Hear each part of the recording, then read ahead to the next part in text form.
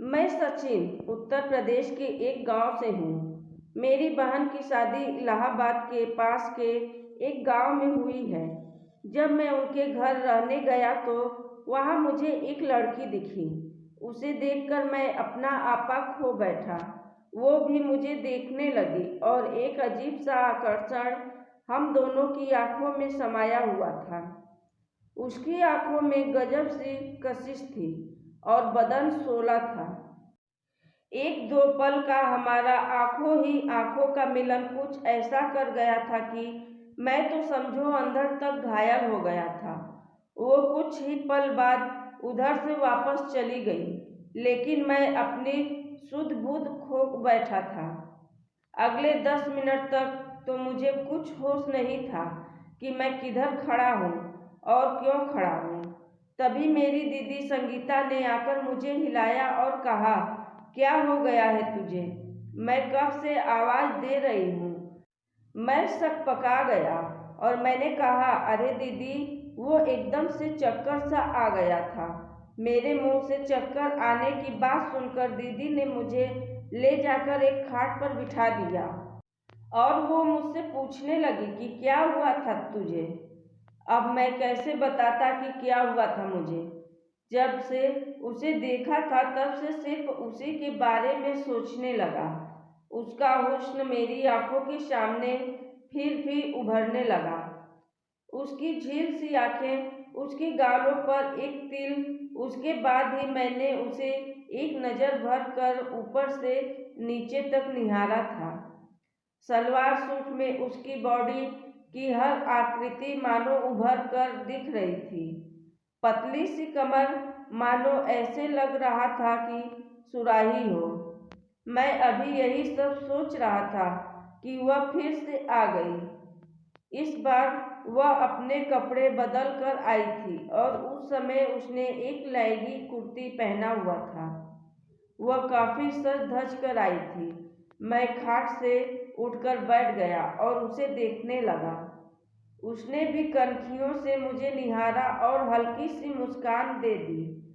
सच में मैं तो बावला हो गया।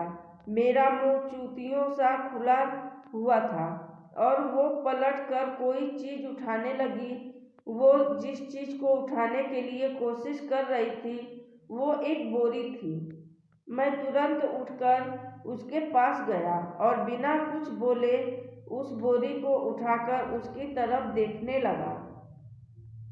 वो फिर से मुस्कुरा दी और बोली, इसे बाहर ले जाना है।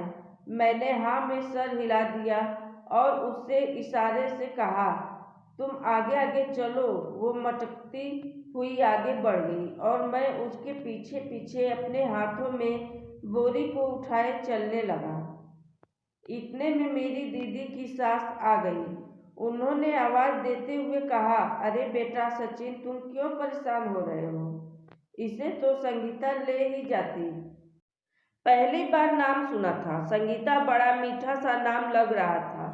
मैंने दीदी की सास से कहा, अरे ठीक है आंटी, मैं ही रख देता हूँ।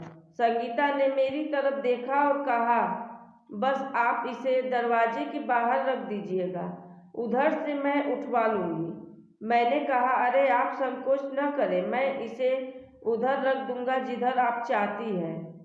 वह मेरी बहन के घर के बाजू वाले घर में रहती थी और मेरी बहन की ननद लगती थी। मेरी बहन के पास वह अक्सर आया करती थी। उस दिन मैं उसके घर तक जाकर बोरी को रख आया। उसने मुझसे धन्यवाद कहा और पानी के लिए पूछा। मैंने हामी भर दी और वो मुझे खाट पर बैठने को कहकर पानी लेने चली गई।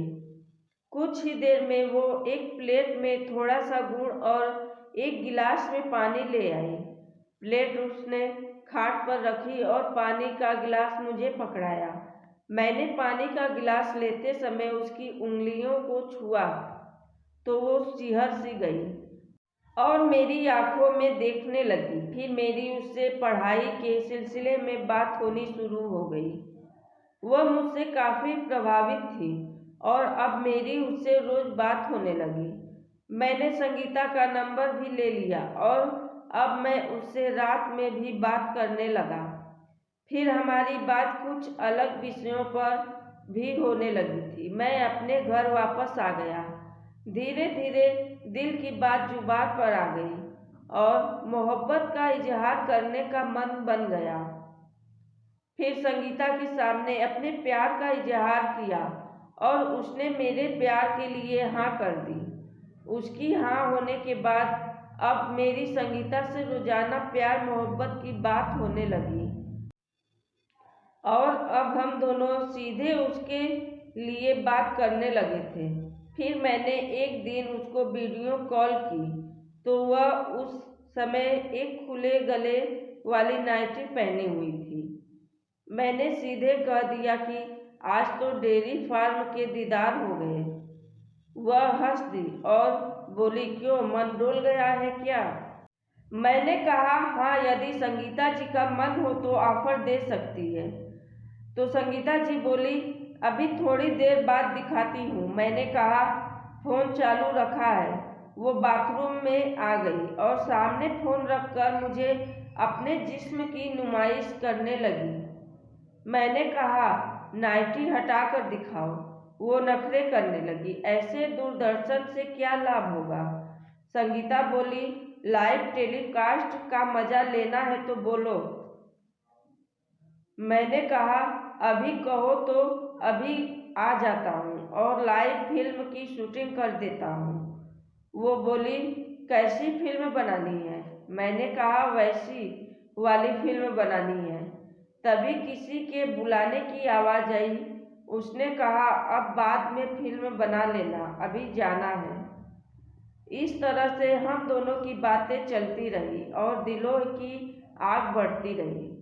अब मिलने की बात होने लगी। एक दिन मैंने उसे मिलने के लिए बोला तो उसने हाँ कर दी।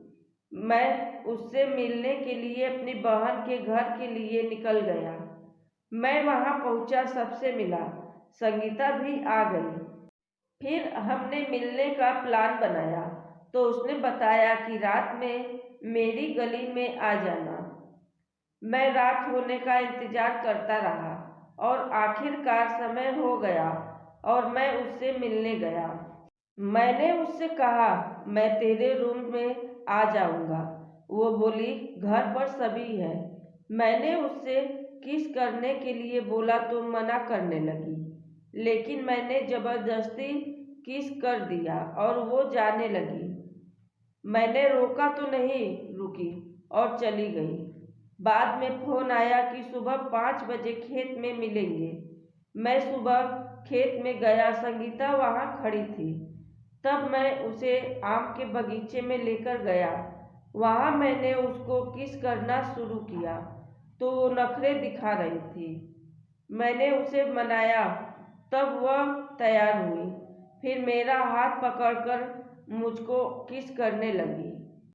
मैंने पूछा तो उसने बताया, नहीं, मैं पहले इस तरह किसी से नहीं मिली हूँ, इसलिए डर लग रहा है।